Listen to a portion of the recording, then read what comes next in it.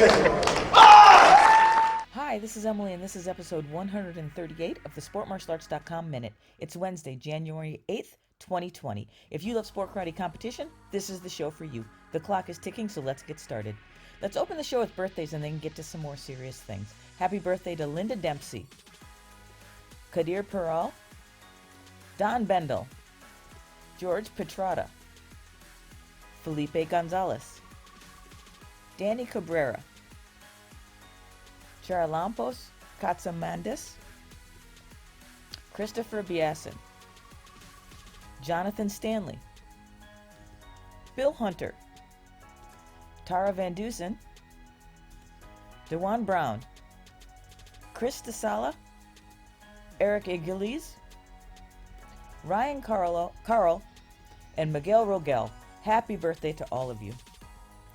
I'm filled with sadness today because this morning I heard the news that sport karate icon and legend Kevin Thompson passed away after a valiant battle against ALS. Despite all the odds, he survived for 5 years after his diagnosis and spearheaded campaigns to raise funds for ALS research. Despite his own health situation, he put forth so much effort to help others and put others before himself.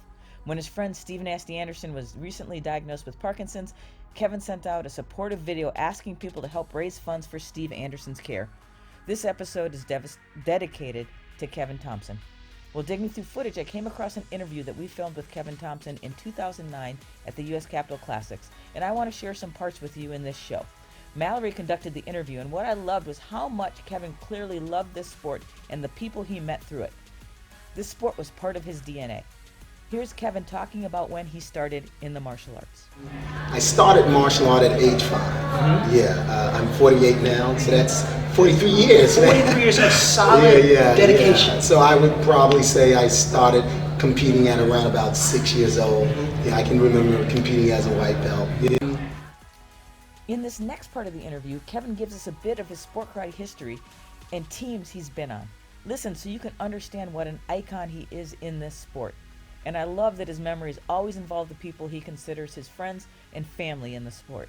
We're talking about old school fighters. You've been competing consistently through this entire time. Now, you're on John Paul Mitchell now, but you've been on many other teams before. Right. Could you list them real quick? Yeah, sure. I was on the first ever professional karate team, which is the Budweiser National Karate Team. Myself, Billy Blanks, Nasty Anderson, Linda Dentley, John Frenette, Keith Harabayashi, Tony Young, Richard Plowden. How can I forget my man? Richard Plowden, Anthony Price, Tony Young, who was my main man. We were roommates, and a whole host of others. We started that, and what happened, the coach Chuck Marin and Skipper Ingram just opened the book and says, I want all national first place members or on our team, and he just went across the board and chose all top competitors who was #1 in their division, and we had like a monopoly, so to speak. So when we went to tournaments, we were just doing what we did, and we would normally turn out the tournament, but it was from Budweiser to Transworld Oil, and then to Atlantic National Karate Team, and right from there, in I believe it was 97, I believe. That's when we had stopped, and I had picked up with John Paul Mitchell, and I've been with John Paul Mitchell ever since. How many years on John Paul Mitchell? I've been with John Paul Mitchell team for about 15, 16 years. Yeah, going on 18 years. Yeah. Are you one of the original members? No. We used to fight against the original John Paul Mitchell, Pedro, and all those guys. Stingo Garcia, Steve Babcock, and all those guys. Now they're my teammates, man. So no, but they were the best. Good character, good morals, good technique, solid individuals, man. Just nothing but the best to say about them. We're talking about. And in this last clip, Mallory asked KA to name his top 3 fighters. And you can see how much respect and love Kevin has for his fellow competitors. He couldn't name just 3. Your 3 top best fighters, yourself not included. Right. Wow. That's real hard. That's what we ask it. We got to make That's real hard. Well, and you know what I'm going to do to save faith, man, because You can, just off the top of my head, man, I got about 10. You know, and the thing, man, because back then, man, at any given day, there was no domination. But I give you the first one right off of my head is Nasty Anderson, the all-time world champion, true world champion winner. You know, not winning a NESCA championship. He won that many times, you know. But Nasty Anderson, Billy Blanks, you know, Richard Plowden, Anthony Price. I gotta name them, man. This all my teammates, all man. Of these guys, Tony Young, this is not the Terry first time Kramer, man. Absolutely, man. It was just an awesome feat, man, with these guys and being on the team. Mafia Holloway. I mean, come on, you know.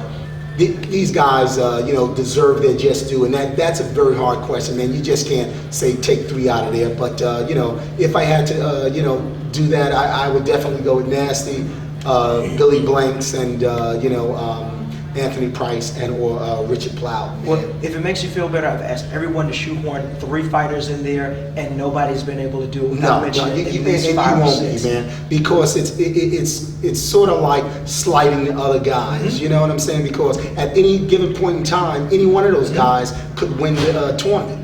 You know, it wasn't a slam dunk. Oh, so and so's here. Oh, he's gonna win. Oh no, so and so's here. He's no.